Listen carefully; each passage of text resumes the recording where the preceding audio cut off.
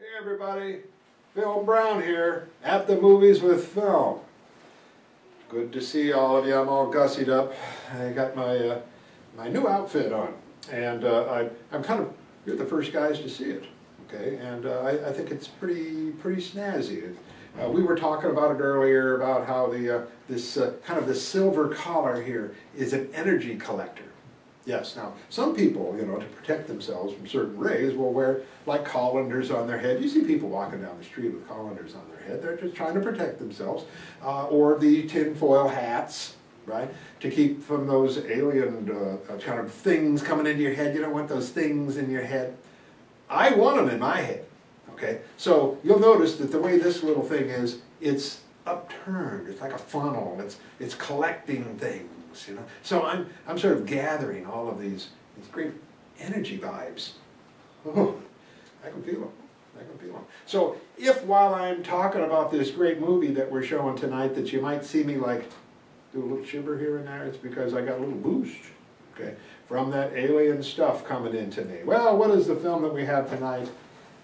Oh, one of our favorites, 1951. We love the year 1951, and a lot of stuff happened in 1951. Okay, big year, full, you know. Bride of the Gorilla. Well, we love gorilla films here, and this is one of the great ones. Steve Calvert plays the gorilla in this one. And remember, he was a bartender at first, and he kind of palled up with Crash Corrigan, okay, and got a hold of his suit. Well, Steve Calvert, right? He took his name actually from Calvert whiskey, okay. So he got a suit and he did a lot of different kinds of ape things. Yep, so Kurt Siodmak was the director of this film. You might remember him in, he wrote the screenplay for The Wolfman. Okay, and we love The Wolfman. Anything that has the word wolf, we say Wolfman. Now, this film, okay, is another one of those guys turning into animal type of films. But this one here, he turns into a gorilla. Raymond Burr plays this guy who, turns into this, well, what they call here a Sakara, which is a were-gorilla, okay? And he kills a lot of people and things like that. Originally, he wanted Lon Chaney Jr. to play the character, but remember, Lon Chaney Jr. is in this film. He plays sort of a police commissioner. As a matter of fact, we sort of made commentary about this a while back when we did the first intro for this, is that he wears this outfit that makes him look like Andy of Mayberry.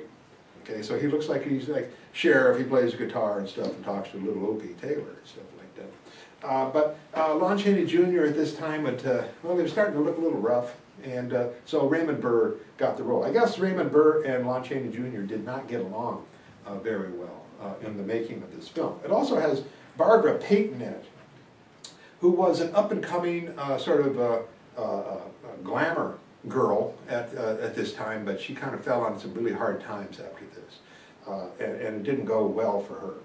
The Kurt Siodmak screenplay for this, really, if you know the Wolfman story, I think you'll be making some connections as you go along with it. I was just doing some research on this.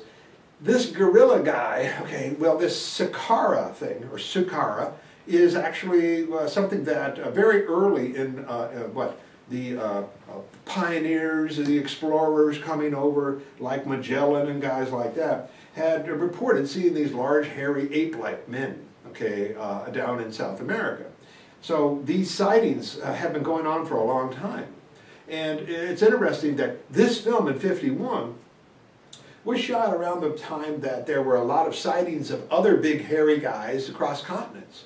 This is the time that Bigfoot, for instance, is going to be seen quite a bit. Likewise, the Yeti, okay? And you think about the Yeti, the abominable snowman, there are a number of films that pop up around this time too, like Snow Creature, the abominable snow monster, and likewise Man Beast, which I have a kazoo, okay?